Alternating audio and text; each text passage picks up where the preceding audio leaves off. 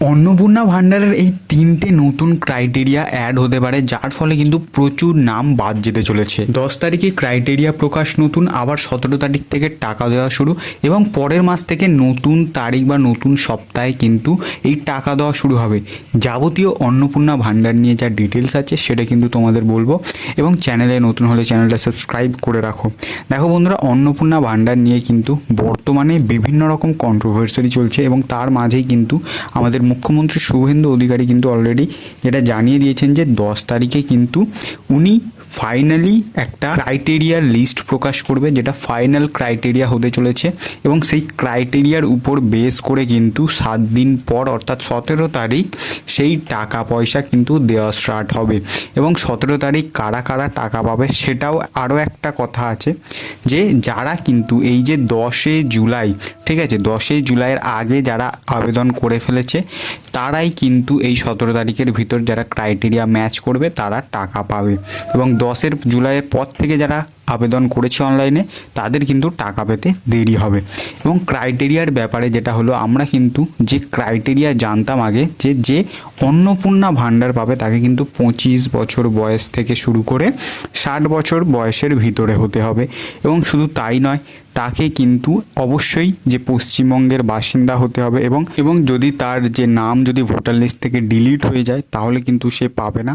এবং সে যদি কোনো সরকারি চাকরি করে, বা তার ফ্যামিলিতে যদি কেউ সরকারি চাকরি করে, বা সে যদি পেনশনভোগী হয় তাহলেও কিন্তু সে পাবে না। এবং সে যদি ইনকাম ট্যাক্স পেয়ার হয় তাহলেও কিন্তু সে পাবে না এই অন্নপূর্ণা ভান্ডারের টাকা। কিন্তু বর্তমানে শুভেন্দু অধিকারী বলেছেন যে নতুন ক্রাইটেরিয়ার লিস্ট প্রকাশ হবে, যেটা কিন্তু আমার মতে এটা অনেক আগেই করা উচিত ছিল। কারণ বর্তমানে এই যে আগের 3 মাস অর্থাৎ জুন, জুলাই, আগস্ট মাস পর্যন্ত মানুষ যে পরিমাণ হয়রানির শিকার হয়েছে সেটা কিন্তু একটা চরম পর্যায়ে চলে গিয়েছে, এবং যে সরকার আছে তার প্রতি কিন্তু মানুষের একটা অলরেডি ক্ষোভ সৃষ্টি হওয়া শুরু হয়ে গিয়েছে। এবং শুধু তাই নয়, কি এখানে ক্রাইটেরিয়া আসতে পারে যেটা আমার আন্দাজ বলে মনে হয় সেটা তোমাদের জানাবো। দেখো বন্ধুরা, প্রথম যে ক্রাইটেরিয়া যেটা আমার মনে হয় যেটা অ্যাড হতে পারে সেটা হলো, এবং প্রথম যে ক্রাইটেরিয়া যেটা হলো সেটা কিন্তু এখানে হতে পারে যে 3টি ঘর নিয়ে।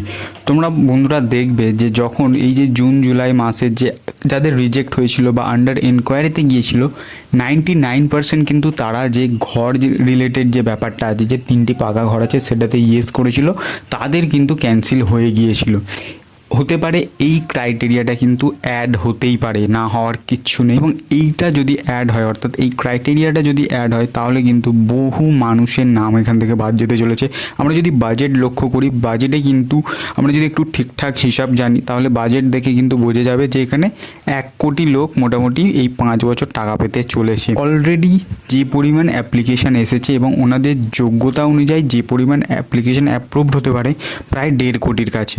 তো এখানে কিন্তু নতুন ক্রাইটেরিয়া অ্যাড না করলে কিন্তু ওনারা সবাইকে টাকা দিতে পারবেন না। দ্বিতীয় যে ক্রাইটেরিয়াটা আমার মনে হয় সেটা হলো, এই যে যাদের জিএসটি আছে, অর্থাৎ যারা প্রোপাইটারশিপ আছে বা যারা ব্যবসা করে লিগালি, ঠিক আছে, যাদের জিএসটি মোটামুটি যারা পে করে, তাদের হয়তো এই নামগুলো বাদ যেতে চলেছে। কারণ যারা জিএসটিতেও ইয়েস করেছিল বা জিএসটি নাম্বার দিয়েছিল তাদেরও কিন্তু এখানে নাম বাদ গিয়েছিল। এবার তৃতীয় যেটা হতে পারে, দেখা যাচ্ছে যাদের জমির পরিমাণ বেশি আছে তাদেরও হয়তো এখানে নাম বাদ যেতে চলেছে। হ্যাঁ বন্ধুরা, ঠিক শুনেছো। এই যে ক্রাইটেরিয়াগুলো তোমাদের বলছি, এগুলো কিন্তু আমার সম্পূর্ণ অ্যানালিসিস করা, যে এই ক্রাইটেরিয়াগুলো হয়তো অ্যাড হতে পারে। কারণ এই ক্রাইটেরিয়ার উপরই কিন্তু বেসিস করে, বা যারা ইয়েস করেছিল তাদের কিন্তু এইগুলো অর্থাৎ তাদের আন্ডার এনকোয়ারিতে চলে গিয়েছিল। এবং আরও যে একটা ক্রাইটেরিয়া আমার মনে হয়, যারা হয়তো দেখা যাচ্ছে 4 চাকা গাড়িতে ইয়েস করেছিল, বা যাদের 4 চাকা গাড়ি আছে বলে তারা বলেছিল, এটাও কিন্তু একটা ক্রাইটেরিয়া হতে পারে। অর্থাৎ এই 4-5টা ক্রাইটেরিয়া কিন্তু নতুনভাবে অ্যাড হতে পারে। এবার তোমাদের মাথায় কোয়েশ্চেন আসছে যে এই ক্রাইটেরিয়া অ্যাড হলে তো প্রচুর নাম বাদ চলে যাবে। হ্যাঁ বন্ধুরা, আমি তোমাদের আগেও বলেছি যে অন্নপূর্ণা ভান্ডার কিন্তু সবাই পাবে না। এবং এখানে কিন্তু সরকারও সেটাই বলেছে, যারা যোগ্য তারা পাবে, অর্থাৎ যারা নিডি মানুষ, যাদের প্রয়োজন আছে তারাই কিন্তু পাবে। এবং যদি সরকার এখানে মনে করে যে না, এটা লক্ষ্মী ভাণ্ডারের মতো মোটামুটি সবাইকে দেওয়া যেতে পারে, তাহলে কিন্তু হয়তো আমরা 10 তারিখে দেখতে পারি যে অন্নপূর্ণা ভাণ্ডারের যে অ্যামাউন্ট সেটা হয়তো কমতে পারে।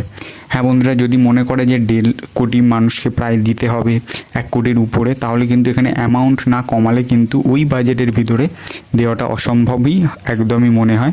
না হলে কিন্তু সরকারকে এই যে অন্নপূর্ণা ভাণ্ডারের যে বাজেট আছে সেটাকে কিন্তু ইনক্রিজ করতে হবে। যদি ইনফরমেশনটা ভালো লেগে থাকে তাহলে কিন্তু অবশ্যই তোমরা চ্যানেলটাকে সাবস্ক্রাইব করো এবং শেয়ার করো।